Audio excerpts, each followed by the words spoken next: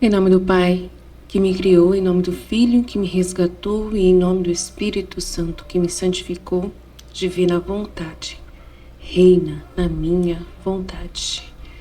Oitava meditação do Anjo da Guarda de Maria Valtorta, Domingo de Ramos, 14 de abril de 1946.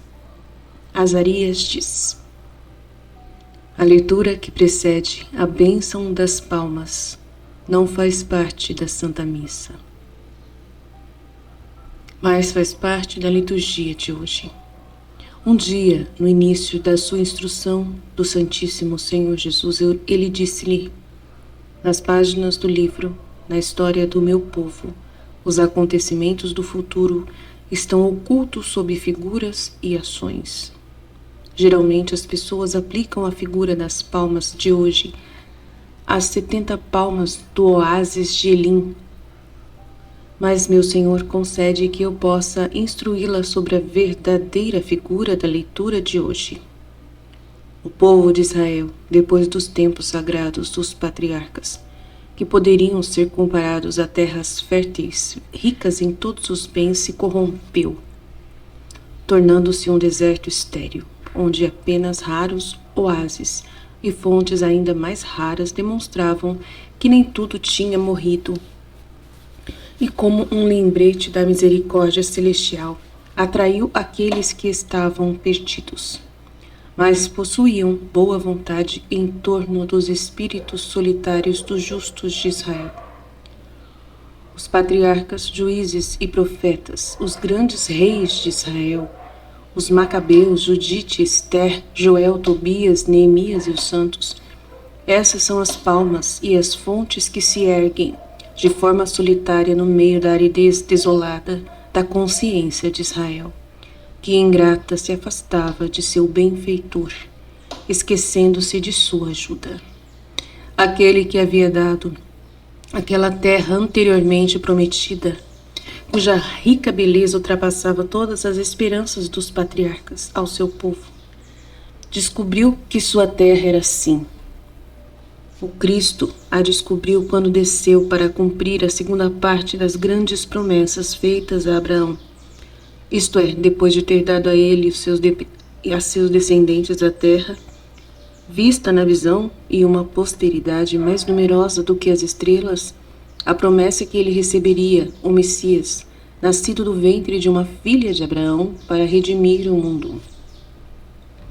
E o Cristo deu o oásis, com 12 fontes e 70 palmas para o povo que desfalecia no deserto, para que tivesse refresco e alimento, e acampasse no oásis fornecido pelo Salvador.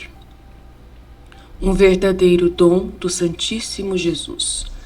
Foram os 12 apóstolos deixados para perpetuá-lo em seu magistério e dar às almas a água viva das palavras divinas e o alimento contido nos sacramentos. Um verdadeiro dom do Santíssimo Jesus foram os 72 discípulos que, como colaboradores dos apóstolos, formaram com eles o núcleo inicial da Igreja Apostólica primitiva, o oásis em torno do qual as multidões de fiéis se tornaram cada vez mais numerosas, o oásis que se espalhou, fertilizando o solo, vencendo o deserto, a ponto de elevar suas gloriosas palmeiras em todos os pontos da terra.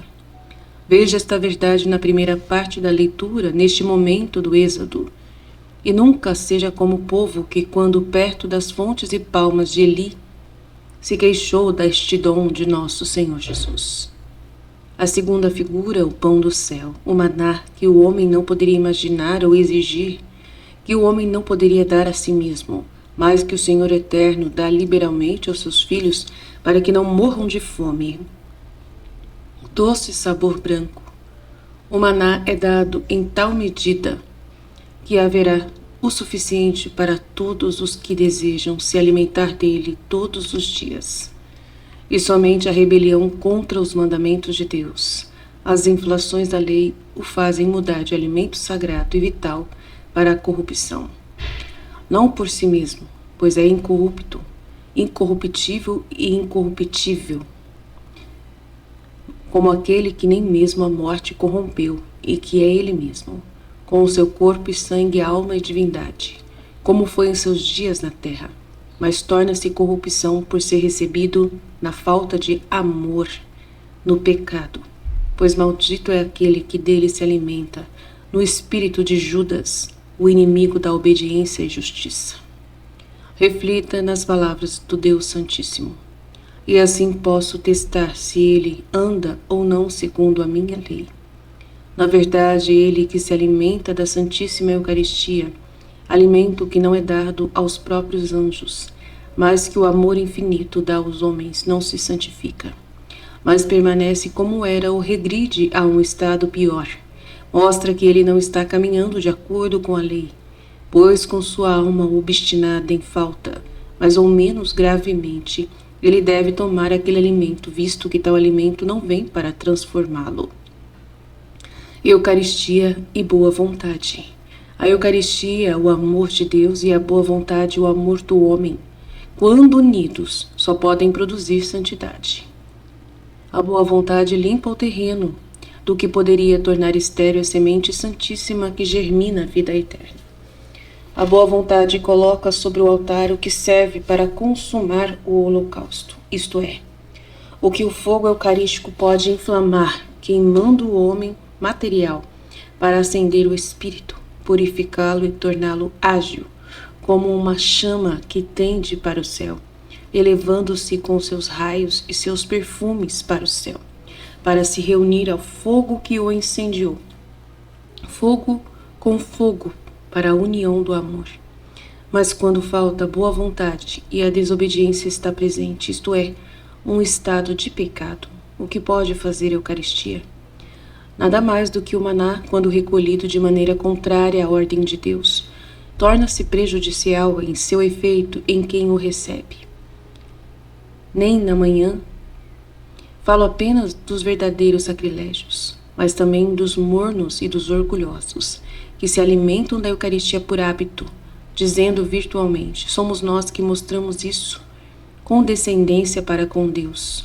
Nós cumprimos este costume. Nossa, já pensou? Meu Deus, que mal. Nossa! Somos nós que mostramos condescendência para com Deus quando cumprimos este costume. Que isso? Meu Deus, que horror! Nossa! No sexto dia, eles devem preparar o que trouxeram e fazer com que seja o dobro da quantidade que eles geralmente juntam dia após dia. No sexto dia, isto é, véspera do dia do Senhor, e cada dia da Sagrada Comunhão é o dia do Senhor para a alma. As almas devem preparar o que habitualmente possuem: fervor, arrependimento e resoluções, de modo a ir para receber dignamente e fecundamente o pão do céu. Bem-aventurados aqueles que o fazem, e bem-aventurados aqueles para quem todos os dias é véspera do dia do Senhor, e em perpétua preparação para o maravilhoso, santificador e vital encontro de suas vidas, que suas vidas transpiram chegados na véspera do grande dia do seu descanso, que é a morte na graça de Deus. Eles se ouvirão, sendo consolados pelos sacerdotes de Deus, pelas porta-vozes do seu coração e do anjo da guarda, com estas palavras: esta noite, a morte é a noite, que você saberá que o Senhor é aquele que te tirou da terra do Egito, isto é, da vida terrena, que é exílio e tristeza. E amanhã de manhã, isto é, tendo vencido a morte, você verá a glória do Senhor, isto é, o céu, sua morada como santo eternamente. Isso é o que a leitura da bênção das palmas deve dizer a você. E agora meditemos sobre a Santa Missa. Você está verdadeiramente moldada como metal liquefeito pelo calor em sua forma e assume a semelhança dele em sua paixão. A vossa humanidade se derreteu no calor da caridade. O espírito amoleceu para ser remodelado, e hora a hora um sinal do vosso amado Jesus na sua paixão vai sendo impresso em você. Seus desejos são seus, suas tristezas são suas, seus momentos de solidão, suas observações amargas do que os homens são, sua desolação ao ver a si mesmo não compreendido, rejeitado e ridicularizado dessa forma é sua. E seus são os seus gemidos e suas orações ao Pai. Semana Santa, semana de dor, mas por ter sempre dado a você suas joias mais adoráveis nesta semana, que é a perfeição de suas muitas semanas como um homem. Nem qualquer uma de todas as 1737 semanas que ouviram no mundo iguala este final. Alguém como um homem sujeito à dor, seja grato a ele, como se fosse pela mais bela prova de amor. Não se pergunte: que tortura este me trará? Que cálice beberei entre quinta e sexta-feira? Que agonia, que morte, que desconforto, que traição? Não se pergunte, né? Para não ficar vendo só a parte ruim, né? Acho que é isso. Abandone-se ao seu Pai.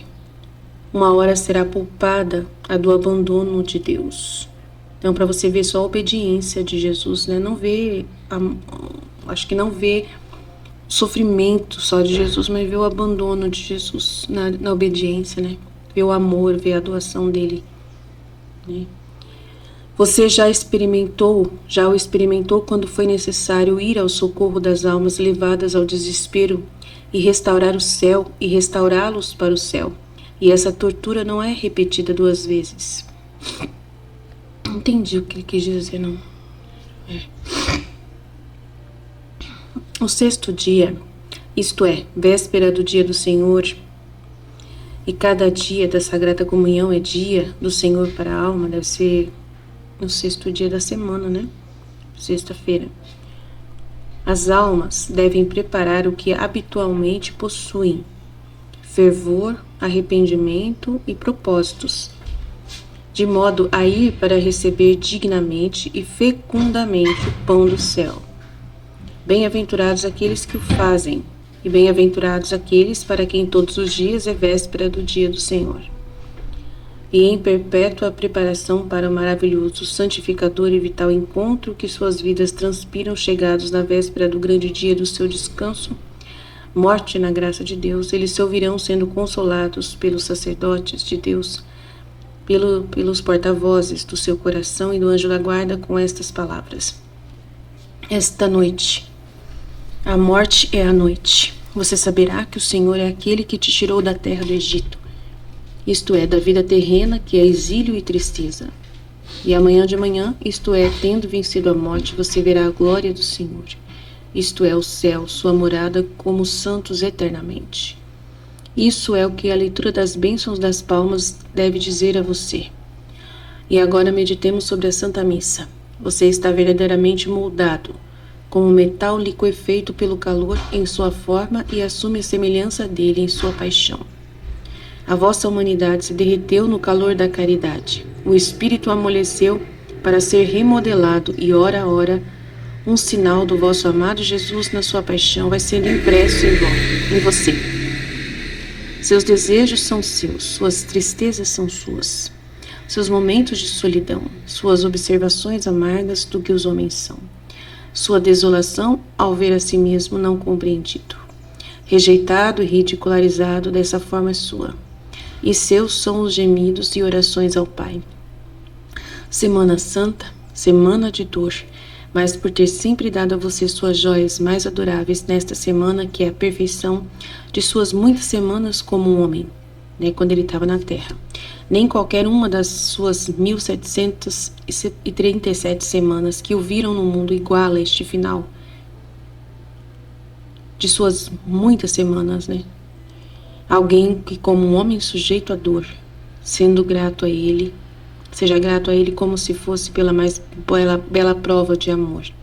E não se pergunte: que tortura me trará? Que cálice beberei entre quinta e sexta-feira? Ele não pergunta isso, né? Que agonia, que morte, que desconforto, que traição. Não se pergunte, abandone-se ao seu Pai. Uma hora será poupado, a do abandono de Deus. Uma hora será poupada, que é a do abandono de Deus. Você já o experimentou quando foi necessário ir em socorro das almas levadas ao desespero. Então ela vai ser poupada do abandono de Deus. quando foi necessário. Ela experimentou esse abandono de Deus quando ela foi em direção às almas desesperadas. E restaurar o céu e restaurá-los para o céu, né? Quando ela foi ajudar almas. E essa tortura não é repetida 2 vezes. O eterno e santo Padre, portanto, não rejeitará mais sua pequena porta-voz. Tá falando da Valtorta, né? E você pode clamar a ele, certo de ser ouvida. Ó Senhor, não retenha a tua ajuda de mim. Vem em minha defesa. Livra-me da boca do leão. Livra-me, que sou tão fraca, dos chifres do búfalo. Ele já ouviu uma prece sua nestes dias, mas persevere nesse objetivo, pois ainda há muito que fazer por aquela alma. E ainda mais a ser feito por você, que realmente vê a boca horrenda que gostaria de devorá-la, abrindo-se sobre você, e os chifres ameaçadores apontados para você do búfalo diabólico, que gostaria de aterrorizar você para apagar a obra de Deus. Tampouco és defendido por quem tem o dever de defendê-la, como companheiro, como fiel e como instrumento. Você está familiarizada com este aspecto do seu mestre também. A fuga dos apóstolos de seus amigos, quando a tempestade assolou o inocente, o pensamento egoísta do homem em todos esses casos, que eu seja salvo e com ele abandonando sem heroísmo e sem ajuda, o indefeso aos seus acusadores. Mas Deus, mesmo que pareça ausente, está presente. Mas Deus julga e mede. Mas Deus defende, e a injustiça humana, repito mais uma vez, não pode afetar a justiça divina. Meu Deus, volte para mim, porque você me abandonou. Sim, esse é o gemido da alma nas horas da escuridão. Mas não é condenado por Deus. Mas não é uma ofensa a Deus. Mas não denota desespero de Deus. Caso contrário, a Santíssima Palavra não teria clamado assim, tanto no Getsemane como na cruz. Em seu lamento, que ao superficial pode parecer uma reprovação contra Deus e desespero, está a fé. A fé no seu socorro, na sua presença, na sua justiça. Ainda que as forças do mal, triunfando durante a sua breve hora, pareçam negar tudo e assim fazer tremer a alma como culpado perante o juiz perfeito. As forças do mal que lançam um anátema contra os inocentes e os acusam de crimes para esmagá-los no espírito também e separá-los da salvação. Ó minha alma, mesmo que você estivesse carregada de pecado, uma vítima espiando e redimindo os pecados dos homens, uma vítima se oferecendo para continuar a obra de Jesus, o Redentor, carregada de acusações de pecados, como estava o Cristo naquelas tremendas horas. Considere que é um peso extremo, uma vestimenta externa. Não é culpa do Espírito, nem lepra sobre ele, nem roupas sujas. Tudo o que faria com que você fosse expulso do banquete de Deus, mas nesse Espírito existem apenas as feridas gloriosas da alma da vítima. E essas feridas são um ornamento, não uma desonra. O anjo apóstolo declarou quem são os que estão diante do trono de Deus e do Cordeiro. Estes são os que vêm da grande tribulação e lavaram e branquearam suas vestes no sangue do Cordeiro. Essas vestes embranquecidas com a dor das dores, com a vítima das vítimas e com a grande tribulação dos verdadeiros fiéis, das vítimas dos martirizados, para serem corredentores, são adornados com as joias de seus sofrimentos, incluindo a joia de acusações injustas. Não temas, alma minha, e não gemes se fores humilhada e crucificada. A oração diz assim: porque se humilhou ao assumir uma carne mortal e se submeteu à morte de cruz, a Santíssima Palavra, que é Jesus, tornou-se o Salvador. Pouca voz, anfitriã voluntária, junta-te a este e até supera o pedido do orador e pede não só para merecer receber os ensinamentos e frutos do sacrifício vital e mortal de Cristo, mas antes ser como ele, humilhado, crucificado com ele, para salvar um grande número de almas. Salvar é maior do que ser salvo, pois é uma afirmação de que o pequeno Salvador já está salvo, pois somente onde Deus vive na plenitude de suas graças existe virtude heróica, e o amor pela cruz, pela dor, pelo holocausto, através do amor daquele grande amor possuído por aquele que dá sua vida pelos seus irmãos, é uma virtude heróica. E porque salvar significa ser outro Cristo. Pela paciência você chegará à glória e à ressurreição no céu, em Deus para sempre, após a morte que é a vida na terra. Leamos Paulo: tende em vós os mesmos sentimentos que Jesus Cristo. Ele é o modelo.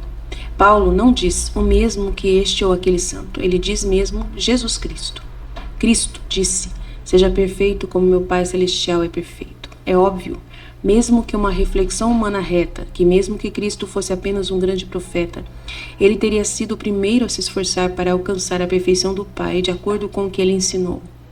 E na verdade, Jesus é o reflexo do espelho da perfeição celestial do Deus triniforme. Nenhuma única falha nele em 33 anos de vida, a ponto da verdade, vivendo em forma mortal, poder afirmar: Quem dentre vocês pode me convencer de pecado? E quando perto da morte, na hora em que nem mesmo os homens comuns mentem, mas somente aqueles que são servos do engano podem manter o engano, ele repetiu perante o pontífice: Eu falei ao ouvir de todos e não disse nada em segredo. E você me questiona? Pergunta àqueles que me ouviram sobre o que eu disse a eles. Ó, bem-aventurados aqueles que podem repetir estas palavras aos seus acusadores sem corar, sem se vergonhar, certos de que não cometeram ações repreensíveis. Bem-aventurados, muito bem-aventurados, mortos, mas não contrariados pelos fatos. Eles ascendem a Deus já coroados, e se com o tempo os homens mudam seu julgamento daqueles que um dia condenaram, na verdade não são eles que erguem a coroa das trevas na terra, para colocá-la na cabeça do bendito, mas é uma coroa que desce, e em seu esplendor celestial fala e faz tremer quem ergueu as mãos e abriu a boca contra aquele que Deus amou e que amou a Deus e o serviu com um serviço perfeito. Tende em vós os mesmos sentimentos de Jesus Cristo, que, embora existindo na forma de Deus, não considerou esta sua igualdade como uma pilhagem. Jesus, por ser aquele que nasceu de Maria, não era menos Deus do que era como Verbo no céu. A carne não anulou a divindade em Cristo. Como verdadeiro Deus e verdadeiro homem, ele não tinha mas duas perfeições em si mesmo. A da natureza divina oculta, mas não diminuída pela carne, e a da natureza humana recuperada e de fato superperfeita do que era a natureza de Adão, para a dádiva de uma natureza humana perfeita. A dádiva gratuita de Deus a Adão. Ele uniu sua vontade própria para superfectar a natureza humana. Meu Deus, que horror! Ai. O primogênito dentre os mortos desejava redimir o homem caído não apenas com seu sangue, mas elevando a humanidade uma vez perfeita, depois caída a uma superperfeição, para que o inferno e os blasfemadores da verdade ficaria derrotado e confuso. Curvam a cabeça, ó homens, que querem explicar o inexplicável, com a sua pobre ciência criada por vocês, sombria e desprovida de luzes e guias sobrenaturais. Nossa, falou aqui que Adão, ele quis superfectar a natureza humana, que já era perfeita. Que absurdo, né? Uma dádiva gratuita de Deus, que é a perfeição da natureza, Adão quis superfectar, porque ele se deixar mais perfeito ainda, coitado, com a vontade própria dele. Que horror. Acabou estragando tudo. Curvam a cabeça a homens que querem explicar o inexplicável com a pobre ciência criada por vocês, sombria e desprovida de luzes e guias sobrenaturais. Aniquilem-se, ó vocês que só sabem descobrir o erro ou o dano. Vocês estão derrotados. Jesus Cristo, o homem, com o lampejo de sua humanidade, destrói seus axiomas, anula os seus cálculos, mostra-se pelo que você é, orgulhoso, maníaco que mede Deus. Se você o aceita por sua mesquinhez, e se você não o faz, o aceite, continue delirando sobre autocriações impossíveis de matéria, sobre linhas degradantes e impossíveis de descendência. Meu Deus. Jesus Cristo é o homem, e não há filósofo ou fundador louco de religiões sacrílegas que possa criar um super-homem que seja mais do que o homem nascido, não por vontade carnal, mas pela vontade de Deus. Nossa, que incrível, nossa, que texto incrível. E este perfeito, em quem estava a plenitude da divindade da santa humanidade, não pensava que por causa da primeira, ele poderia abusar de todo o poder por causa da segunda. Mas ele se aniquilou, assumindo a forma de escravo e tornando-se semelhante aos homens. Ele apareceu como um simples homem e se humilhou, tornando-se obediente até a morte e morte de cruz. É aqui, ó queridas vozes, ó queridas vítimas, que deve chegar, precisamente para que Deus brilhe mais em vocês. A honra implica obrigação. Ser instrumentos extraordinários não vos deve dar orgulho e nem pretensões de usufruir de benefícios materiais, pretensões de imunidade de dor ofensas, calúnias, acusações injustas, desdém, abandono de tudo. Em suma, que Jesus, o Deus homem, sofreu. Mas antes, julgando-se mais do que compensado por todo sacrifício pelos dons extraordinários que Deus vos concedeu e que vos concede pela aceitação do seu sacrifício, pois não há maior honra do que ser julgado digno de ser hospedeiro de Jesus. Vocês devem se aperfeiçoar em humildade e obediência heróica até a morte e morte na cruz. Glória a Deus. Mas ouça o que Paulo diz ao concluir.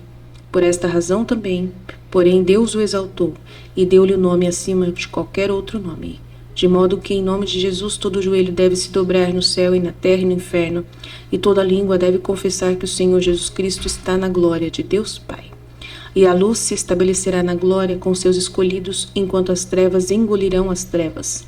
E no abismo haverá o uivo da angústia e reconhecimento desesperados daqueles que falharam em conhecer a Deus e reconhecer em Deus em seus servos, e em Deus nas obras desses mesmos servos. O reflexo do nome de Jesus escrito nas sobrancelhas dos santos. E nenhum será desconhecido. 144.000 vezes o nome de Jesus Cristo escrito nas testas dos santos, setas de luz piscante para diminuir 144.000 vezes o reflexo do nome de Jesus Cristo.